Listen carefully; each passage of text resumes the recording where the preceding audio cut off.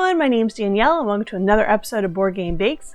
This week we're going to feature Meeples and Monsters, which was generously provided by AEG. In the game you have a dice building engine type thing, but instead of using dice you're using meeples. You have different color meeples and they have different jobs that they could do. So one way you could go about this is just take sugar cookie and dye different colors and voila! With the Meeple cookie cutter you're set to go. But I like to make things more complicated, so we're going to make a bacon bourbon sugar cookie. Yeah, so it's got the meat and the alcohol, like a good tavern. It's going to have a thin layer of bourbon buttercream on it, and then it's going to have fondant decorations on top, which is going to feature these guys. So we'll actually give the whole design of the character that's being represented by the colored meeples. So we got a lot of different components that come together, but hopefully it's delicious. Let's get started. This is a twist on my favorite sugar cookie recipe, which I've had a lot of success modifying for other flavors in different videos. This time we're going to add bourbon and bacon. Sounds like a word to me. In a small bowl, combine 3 cups of flour, 3/4 of a teaspoon baking powder, and 1/4 teaspoon salt and give it a quick mix. In your stand mixer, add 2 sticks of softened unsalted butter and 1 cup of granulated sugar. Mix until it's homogeneous. Add in 1 egg, 1 teaspoon vanilla extract, and 2 tablespoons of bourbon. Mix until smooth and add in the dry ingredients. Before adding the last bit, add in 2 pieces of bacon that have been cooked and cut into very, very tiny pieces. Looks to me like it could handle another tablespoon of bourbon. Once your dough is chilled, roll it out to 1/4 inch thickness. Use a Meeple cookie cutter. I'll put a link to the one I used below to cut out the Meeple shapes. You're going to need at least 8 to 9 depending on how many ones you want to recreate. Then use a wine bottle cookie cutter as a generic piece that we'll manipulate later to get our swords and other weapons for the Meeple. Bake it at 375 degrees Fahrenheit for about 7 minutes or until they start to lightly brown the edges. Let them cool for 2 minutes on the cookie sheet, then transfer them to the cooling rack to cool completely. We're trying a new technique for cookie decorations this week, fondant on sugar cookies. Roll out some white fondant to 1/8 of an inch thickness.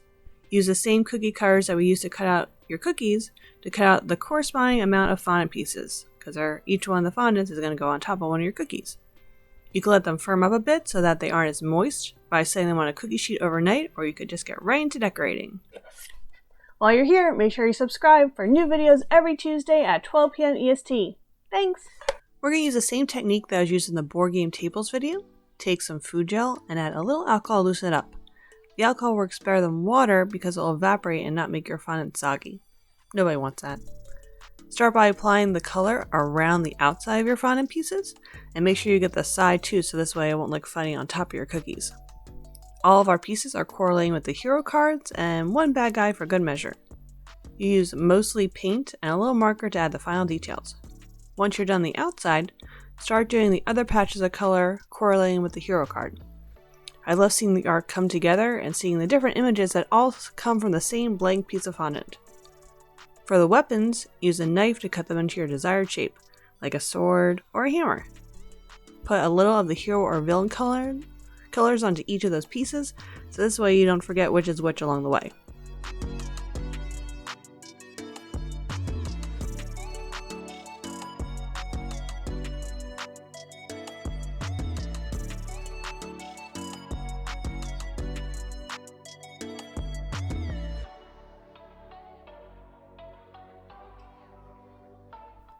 Do you enjoy playing role-playing games? Which of these classes appeals to you the most? I love playing as the mage type character. I'm not gonna lie, it's probably because I grew up with Harry Potter, so any chance to pretend I have magic sounds like a lot of fun. Once you're done with all your layers of paint, let it dry and add the final touches with edible markers. I'll put the link below to the one that I like to use.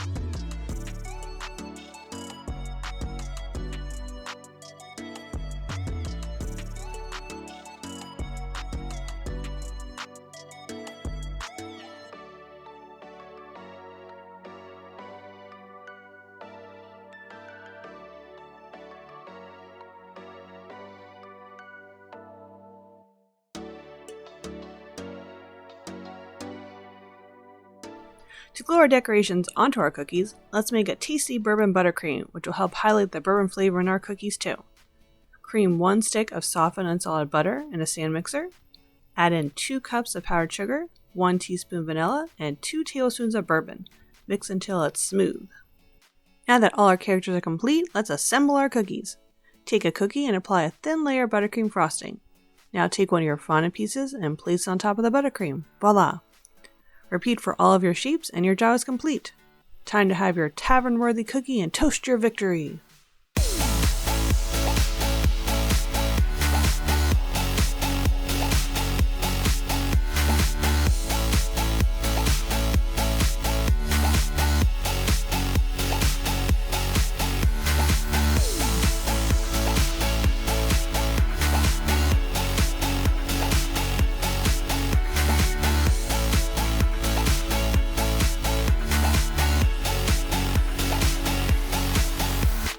Thanks for watching another episode of Board Game Bakes. I hope you enjoyed seeing the components come together and this different way of decorating. I've never actually tried putting fondant on cookies before, so it was really cool seeing how it turned out. Let me know in the comments below. What's your favorite AEG game to play? This is definitely one that I'm very excited to get to the table. Keep playing games and keep them sweet. Bye!